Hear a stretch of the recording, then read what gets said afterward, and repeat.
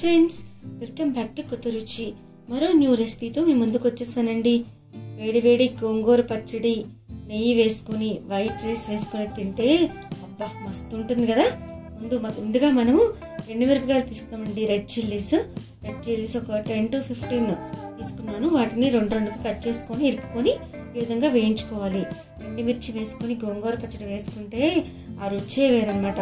అలాగే కొంచెం ధనియాలు ఒక 2 teaspoons, అట్లానే చిటికెడు మెంతులు కూడా వేస్తున్నానండి వాటిలోనే కలిపి. అలాగే జీరా ఒక 1 teaspoon వేసేసుకున్నాను.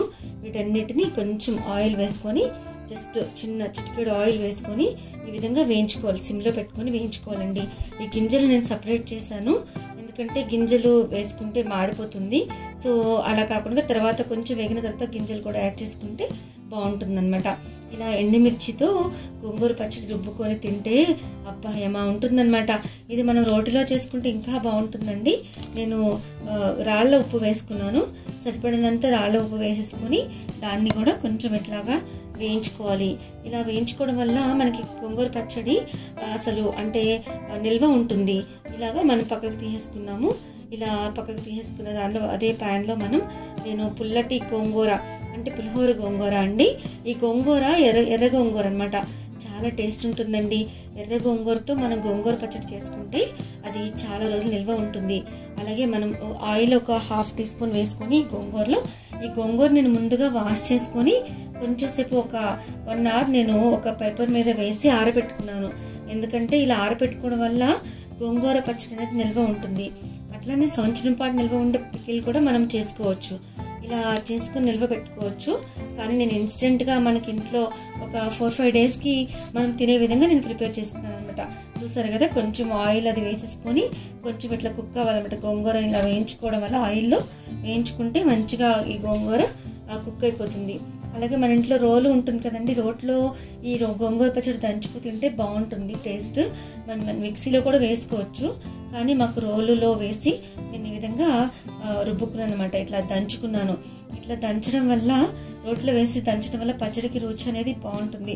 చాలా టేస్ట్ ఉంటుందండి, చాలా బాగుంటుంది. అసలు ఎలా ఉంటుందంటే మనకి ఇట్లా రైస్లో ఇట్లా హాట్ రైస్లో ఉట్టి పచ్చడితో మొత్తం రైస్ అంతా తినేస్తాం అనమాట. అంత బాగుంటుంది.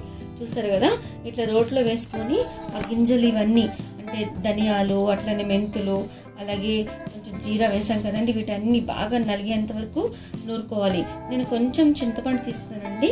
అంటే చిటికెడు చింతపండు తీసుకుని ఉడకపెట్టుకున్నాను. ఇలా వాటర్లో కొంచెం ఉడకపెట్టుకుని గోంగూరలో వేసేసాను అనమాట. ఇలా ఉడికించుకోవడం వల్ల కూడా మనకి గోంగూర పచ్చడి నిల్వ ఉంటుంది. సో ఈ ప్రాసెస్లో మనం చేసుకుంటే గోంగూర పచ్చడి మనకి నిల్వ ఉంటుంది కాబట్టి నేను ఈ ప్రాసెస్లో చేశాను. ఇలాగ జస్ట్ మనం ఈ వాటర్ అంతా కొంచెం ఇంకిపోయేంత వరకు మళ్ళీ కుక్ చేసుకోవాలి. చింతపండు నానింది కదండి, ఇది ఇలా కుక్ అయిన తర్వాత మనం ముందుగా నూరుకున్నాం కదా వీటన్నిటి మిశ్రమం అంతట్లోకి ఈ గోంగూరను కూడా కలుపుకునే విధంగా ఉండాలి. చూసారు కదా, నలిగిపోయింది. ఇట్లా బాగా మెత్తగా నలిగితే ఈ గింజలన్నీ నలిగితే బాగుంటుంది అనమాట. ఇలా తీసుకున్న దానిలో కొన్ని ఒక 10 నుంచి 15 గార్లిక్ వేసుకోవాలండి. మనం వెల్లుల్లిపాయ వేసుకోవడం వల్ల చాలా టేస్ట్ వస్తుంది అనమాట. మనం ఇట్లా తాలింపులో కూడా వేసుకోవచ్చు, ఆర్ ఇట్లా మనం గోంగూర పచ్చడిలో కూడా ఇట్లా కలిపేసుకుంటే చాలా టేస్ట్ అనేది బాగుంటుంది. ఇప్పుడు మనం ఉడకబెట్టుకున్న గోంగూర ఆరిన తర్వాత జస్ట్ ఇట్లా జిగురంతా పోతుంది. చూసారు కదా, జిగురు లేకుండా ఉంటుంది. ఎప్పుడు ఆరబెట్టుకున్న ఇలా తీసుకొని దీనిలో ఈ మిశ్రమం వేసుకోవాలి. గోంగూర అంతటిని ఈ కారంలో పట్టే విధంగా జస్ట్ ఇట్లా నూరుకోవాలి. చూసారు కదా ఫ్రెండ్స్, ఇట్లా రోలులో మనం మెత్తగా నలుపుకోవాలి. అంటే మరీ మెత్తగా కాదండి, కొంచెం మనకి కొంచెం తినబుల్గా ఉండేటట్టుగా కొంచెం ఇట్లా నూరితే బాగుంటుంది అనమాట. చూసారు కదా, ఇప్పుడు ఈ కారం అంతటిని మనం యాడ్ చేసేసుకోవాలి గోంగూరలో. ఇలా మనం గోంగూర పచ్చడి ఇలా మనం నూరుకొని తింటే చాలా బాగుంటుందండి. మనకి కర్రీస్ లేకున్నా కూడా ఉట్టి పచ్చడితో మనం రైస్ అంతా తినేయచ్చు అనమాట. అంత బాగుంటుంది. ఒక చిన్న ఆమ్లెట్ వేసుకొని పక్కన పెట్టుకొని సైడ్ డిష్గా పెట్టుకుని తినేసేయచ్చు. అంత బాగుంటుంది అనమాట. చూసారు కదా, గోంగూర పచ్చడి గీ వేసుకొని తింటే అసలు కాంబినేషనే వేరనమాట. అంత బాగుంటుంది. మరి తప్పకుండా ట్రై చేసేస్తారు కదా.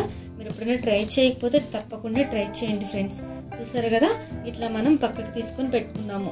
ఈ గోంగూర పచ్చడి ఒక గిన్నెలోకి పెట్టేసుకున్నాను అనమాట, చిన్న బాక్స్లోకి. చాలా చాలా కొంచెం చేశానంటే నేను ఒక 2 బంచెస్ తీసుకున్నాను.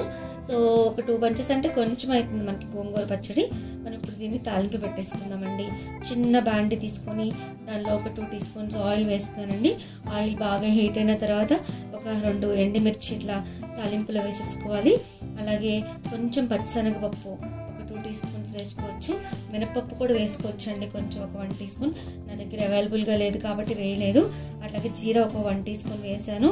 అలాగే కొంచెం ఆవాలు వెన్నటి వేసేసుకుంటే ఈ తాలింపు అనేది చాలా బాగుంటుందన్నమాట. అలాగే ఇంకా మనం దీనిలో కొంచెం ఫ్రెష్గా అప్పటికప్పుడు దొరికే కరివేపాకు కూడా వేసేసుకుంటే బాగుంటుందండి.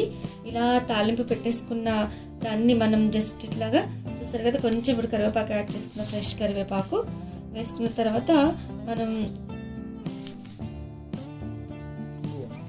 కొంచెం రుచి కొరకు ఇంగువ యాడ్ చేశానండి. కొంచెం చిటికెడు ఇంగువని యాడ్ చేసుకున్నాం అనమాట. ఈ విధంగా యాడ్ చేసుకోవడం వల్ల మనకి పచ్చడికి రుచి అనేది బాగుంటుంది. చూస్తారు కదా, ఇట్లా దూరగా కొంచెం సిమ్లో పెట్టుకొని మాడిపోకుండా జాగ్రత్తగా వేయించుకొని ఇలా మనం ముందు రుబ్బు పెట్టుకున్న గోంగూరలో ఈ తాలింపుని యాడ్ చేసేసుకోవాలి. ఇలా యాడ్ చేసుకుంటే చాలా అంటే చాలా బాగుంటుందండి. మీరు ట్రై చేస్తారా? మరి తప్పకుండా ట్రై చేయండి. చాలా టేస్టీగా ఉంటుంది, నోటికి పుల్లగా. మరి హెల్త్కి కూడా గోంగూర మంచిది కదండి, సి విటమిన్ ఉంటుంది. అట్లనే పుల్లగా అట్లనే కొంచెం కారంగా ఉంటుంది అన్నమాట గోంగూర పచ్చడి. చాలా బాగుంటుంది. సో మీరు కూడా ట్రై చేయండి. మన ఛానల్ సబ్స్క్రైబ్ చేసుకోండి. Thanks for watching. Please like